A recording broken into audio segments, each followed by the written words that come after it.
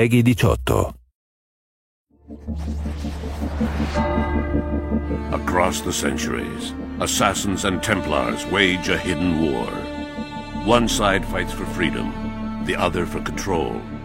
The fate of humanity hangs in the balance, and that balance is shifting. Welcome to Assassin's Creed Brotherhood Diaries. Assassin's Creed is about a grand battle between Templars and Assassins that is hidden behind the scenes of history. The Assassins are a force dedicated to maintaining and protecting our free will. And that sets them in direct opposition to the Templars, who are all about control. It's a very, very interesting universe where we have many levels of depth and many angles to explore. It's a totally immersive game where you get to relive amazing experience in a strong historical context. With Assassin's Creed, the fans are very important to us, and we know how many people are out there waiting for the next installment and are excited to see what's going to happen. So it's important on the story side that we deliver new twists, new turns, and that we continue the narrative the way we had begun. Assassin's Creed 1, as most of people know, was set in the Third Crusades during the 12th century.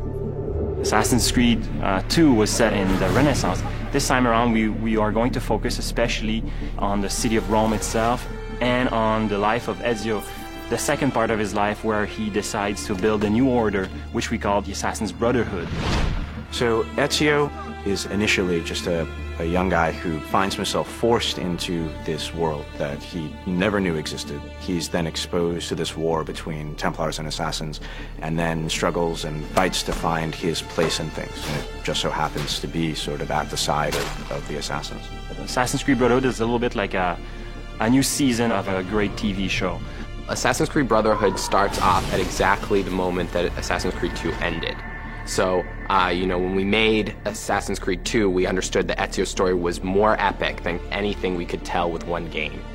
And this time around, what we wanted to give the players is the fantasy of being leader of an assassin order.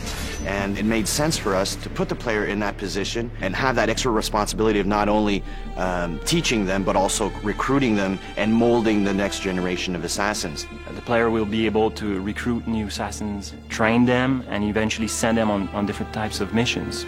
You will see many familiar faces in Assassin's Creed Brotherhood. Lots of characters that you knew before in Assassin's Creed 2 will return, but not necessarily the way you expect.